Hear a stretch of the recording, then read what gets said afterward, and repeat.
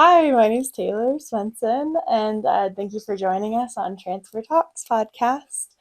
And what's your name and what's your degree, and how else would you like to introduce yourself?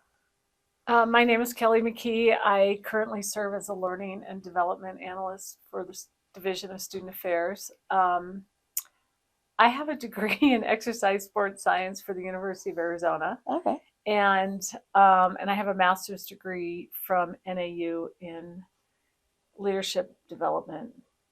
Okay. Can't remember name. And then where do you call home? Where are you from? I grew up in Tucson, Arizona. Okay, that makes sense for the U of A. Yeah. And then where did you transfer from? From high school in 1979, I transferred. I went to Pima Community College for a semester, Okay. and then after one semester, I transferred to the University of Arizona. Okay. What was your experience like at your previous institution, your old school? The University of Arizona or Pima? Pima. Well, I went to Pima because my sole goal in life was to play volleyball at the University of Arizona. And I didn't have the grades, the SAT or the ACT scores to get in to U of A. And so I was recruited by Joanne Rust, who was the volleyball coach at Pima Community College. And it was really the only opportunity I had. I didn't play club volleyball, it was back in the day. And in Tucson, volleyball at the high school was not that good. And so I was like, and academically, I was so focused on sports in high school, I barely got out of high school. And so going to Pima Community College, unbeknownst, I didn't really know this at the time, but like it totally shifted me academically. Like I got all A's, I was on the honor roll, and I was like, oh, I can do school. Yeah. And I didn't really have that confidence before. And then it changed my life as far as volleyball went because I got in really good physical shape and I had a really positive experience on the team. Yeah. Staying there for only one semester was hard because I was really connected to the team and to the school. But my ultimate goal was to go to U of A. And so after that, I transferred. Yeah. Okay. What was transferring like? What was that experience? How did you feel? Well, first I had to convince my mom and dad, right? They're like, they always knew what I wanted to do, but they felt like it was too early. And it, at that time it was just like, I just did it. I just registered for class and bear down.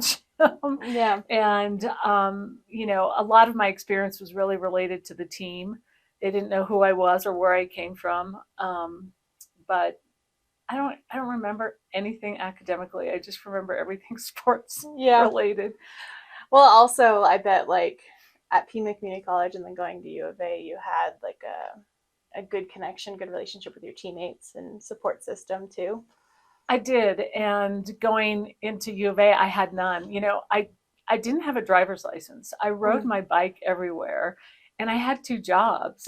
So it was like, I would ride my bike to U of A from where I lived and then go to school. And then if I was tired, I'd sleep in the library. And then I would go to practice. And then after practice, I would ride my bike to EG's, the famous EG's. Slushy, right? Yes.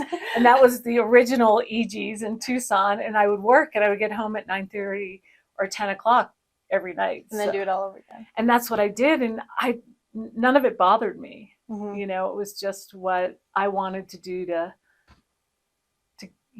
make the U of A team. And then when you immediately went to U of A, that's when you decided to study exercise science, or were you already on that trajectory at Pima Community College? I didn't have a clue. I don't think, I just never was one of those young people that thought, oh, I'm going to be this, this, and this. I knew I was exercise science at U of A at the time was really a physical education degree. Okay. So I'm a PE teacher. My friend and I who worked at USC together, we both we're recess majors. We got a degree in teaching. Like I'm a teacher at heart. Yeah. And that's what I did. But it took me a long time to embrace that, to be a teacher. I think it was till my junior year till I really figured that out. And then I figured out, well, what am I going to do after college? Yeah. Because well, it seems like being a learning and development specialist, it kind of aligns with your education background, even if it was or physical education instead of academics too. Yeah. Yeah. What is a piece of advice you would like to give to incoming transfer students? Find a support system. Having a team to go to that at least was organic and a group that I met with every day. Mm-hmm. But if I didn't have that, I didn't want to join a sorority or fraternity. Mm-hmm. So I would say, find a support team like you guys are here, and find a location where you could go and be safe. Because a lot of times I always felt like I was transient because I didn't have a place to put my stuff, so it's kind of nice, I think, to have a place to be able to go to. Yeah. With a community. Yeah. So I'm Katherine Lawlor, serve as the Transfer Jacks coordinator. So when you think about that transfer experience, now that you're a graduate, how did you feel once you graduated compared to now, more specifically when you think about your transfer experience? When I graduated from U of A, mm-hmm. It took me a long time, Katherine. I'm not sure I wonder if I would have even gone to college if I didn't go to Pima Community College, mm-hmm. And have that experience. So, that my coach there, Joanne Russ, still one of my favorite humans to this day, So I think it was just a really positive ripple effect to my ultimate graduation, mm-hmm. and then my career going after that. Yes. And how do you want people to understand the transfer experience as we continue to advocate for students here on this campus? Yeah, I look at it now and I'm just like, I have nieces and nephews who are going to college. I'm like, go to a community college for 2 years, mm-hmm. and figure out what you want to do and get your core courses. Like, not only to kind of ground ourselves, but mm-hmm. also financially. Right. I think it's just it's like so expensive to go to college, and you can go to college, you maybe not live at home, but be close to home and have a job and go to school and really build a good confidence base before mm-hmm. transferring. So to me, it's kind of a no-brainer, but I don't think a lot of people, I feel like there's maybe some stigma around that in mm-hmm. our society, like you've got to go to a 4-year, which I don't really think is true anymore. Right. Even my parents, hindsight is 2020. They wish financially they had sent us to community college first. So us being triplets, my brother and I went to 4-year colleges for athletics. All at the same time. All at the same time. My sister went to community college, so she did begin on the community college route. And really her end goal is an associate's. And I think we should be proud of those who want to just get an associate's as well. But I don't know if you're familiar with it. Actually, the president of NAU recently, Dr. Cruz Rivera, talked about the A++ program and what that's going to do in the state of Arizona, which is going to allow people to confer an associate's degree by coming to NAU and still getting that associate's degree from example, like Coconino Community College. Okay. So they can still transfer, take classes at NAU and still get that conferral of an associate's degree, since we don't personally offer an associate's degree. Oh, that's awesome. Right. What a great opportunity. Mm-hmm. So they're working on that currently, and I'm excited to see what happens there. Yeah. How did you determine your next step after graduation? Well, I actually did not have a plan. Okay. I graduated. I actually graduated the same year as my sister, who's 2 years younger than me. So we graduated at the same time from U of A, which was funny, not funny, but anyways, I got a degree in physical education. So the normal thing was I'd been doing my student teaching, that I was going to go be a PE teacher. And then I got a call from my college volleyball coach, and she said, "Do you want a job? Mm-hmm. Would you like to be my assistant coach?" And I was like, hell yeah. And I took a job for $10,000, and that was my first job out of college, and that led to a 21-year career. And Division I college coaching. Wow. Yeah. So I was lucky. I got, somebody saw something in me that I didn't necessarily see in myself. And I just transitioned right into coaching. I remember my first year, I called my dad and I was like, oh, this is awful. Like, this is the worst thing ever. First job, no idea what I was getting into. And he goes, here's what I think. He's like, you know what? Don't complain. Listen to what your boss says and get the job done. Wow. And don't call me and complain ever again. So I was like, okay. So I was off to the races.